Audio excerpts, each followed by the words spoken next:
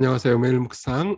오늘은 시편 18편 마지막입니다. 46절부터 50절입니다. 네, 18편을 오랫동안 봤죠? 네.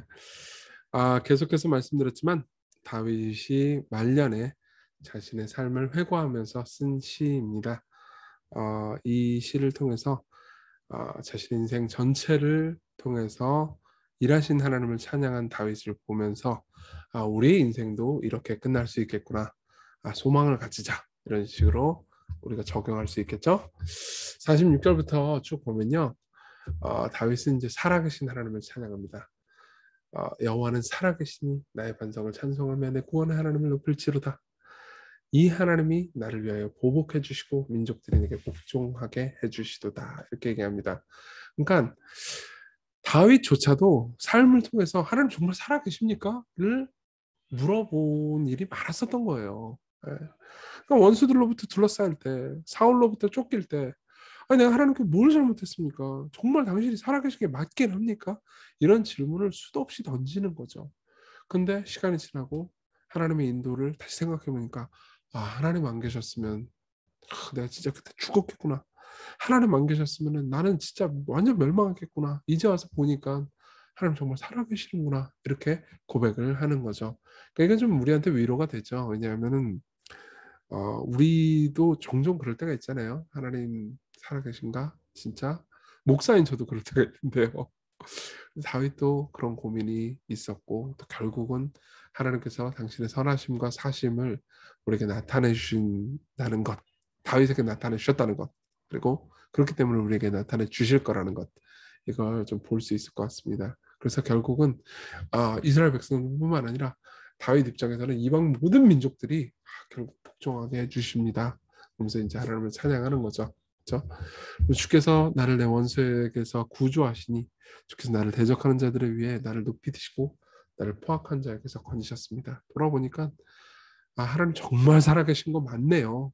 나를 이렇게 건지셨네요. 이렇게 고백하는 겁니다. 여러분들도 신앙생활 하다 보면요. 하나님께서 은혜 베푸시는 것을 보면서 와 진짜 그분 살아계신 거 맞네 이렇게 생각할 때 있잖아요. 다윗도 결국 생애 말년에 자신의 삶을 회고하다 보니까 진짜 하나님 당신은 살아계십니다. 정말 당신이 사셔서 내 삶을 도우셨습니다. 여기까지 이끌어 오셨습니다. 이런 것들을 고백할 수 있게 됐다는 거죠. 그래서 마지막으로 감사와 찬양을 올려드립니다.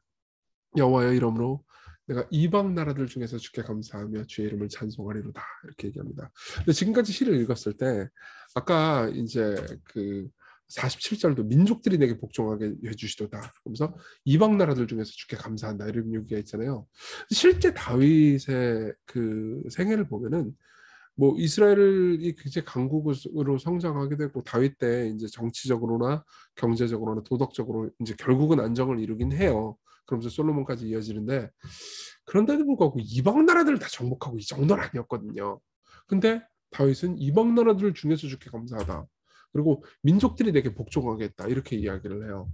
그러니까 자기 이야기보다 뭔가 넘어서는 이야기를 하는 거죠. 그럼 50절에 그 이제 되게 중요한 말을 합니다. 여호와께서 그 왕에게 큰 구원을 주시며 그 왕 누굴까요? 물론 일차적으로 다윗 자신이죠.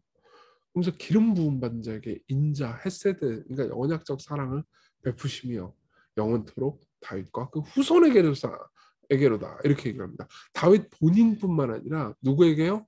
후손까지. 이 후손이 누굽니까?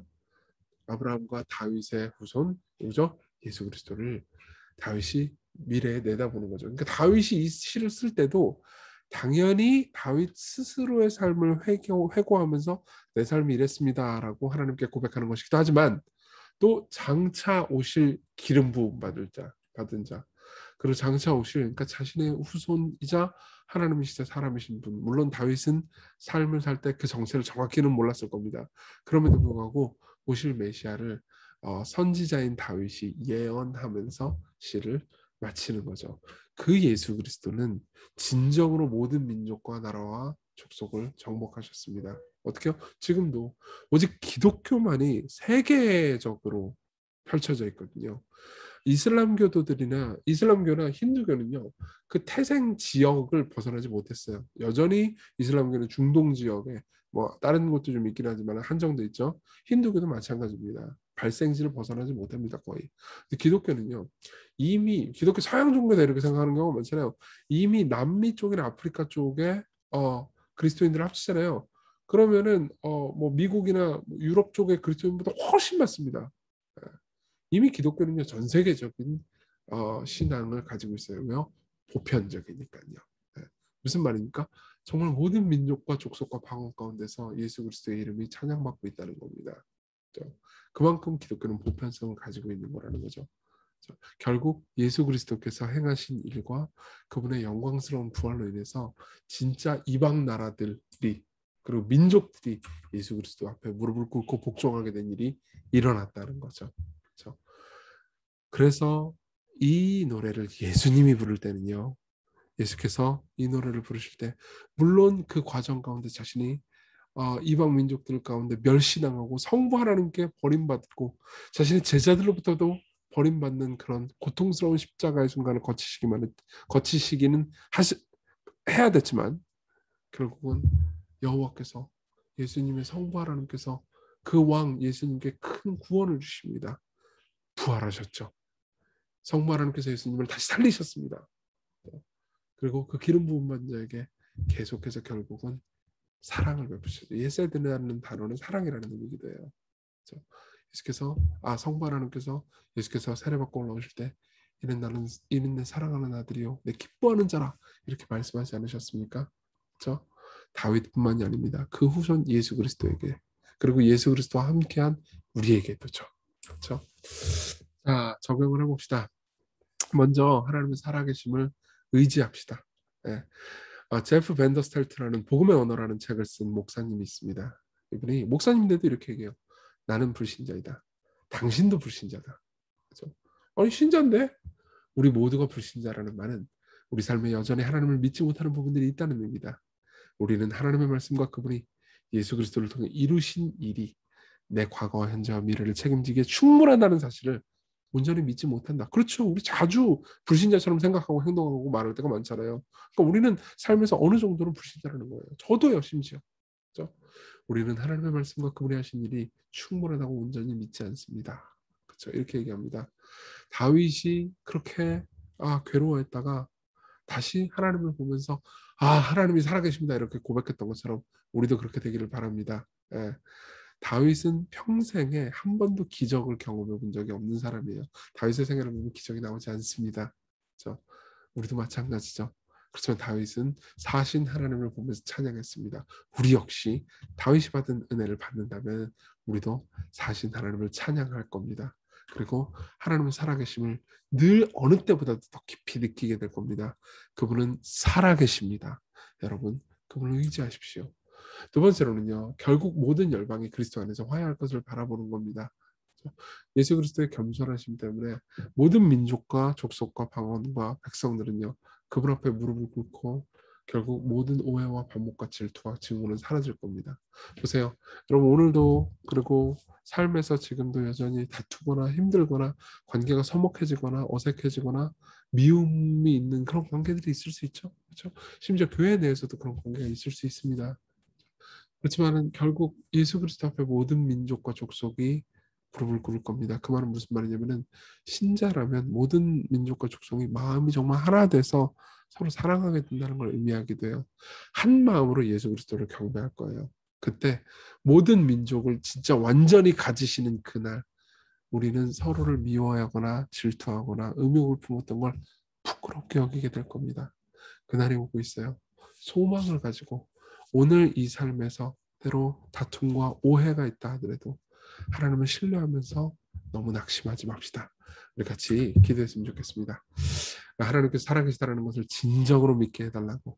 그리고 신자임에도 마치 하나님이 안 계시고 아무도 않는 것처럼 생각하는 경우가 많은데 하나님의 살아계심을 내가 고백할 수 있도록 내 안에서 일하소서. 당신을 향한 진정한 신앙이 생기게 해주셔서 이렇게 기도합시다. 그리고 결국 그리스도를 부활시키신 성부 하나님을 보면서 우리 역시 부활하고 승리할 거라는 것, 우리에게는 영광스러운 미래가 기다리고 있다는 것을 생각하게 하소서. 그래서 소망을 가지고 때로 고통스럽지만 힘든 삶을 인내하면서 살아갈 수 있게 해달라고 우리 같이 간절히 기도합시다.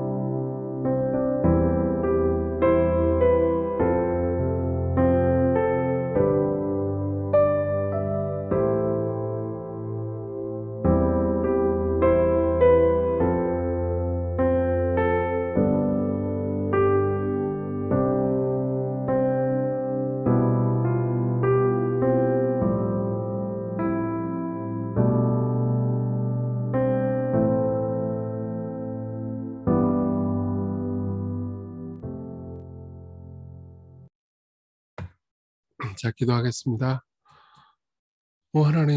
하나님 살아계십니다. 그리고 우리는 그것을 종종 잊습니다.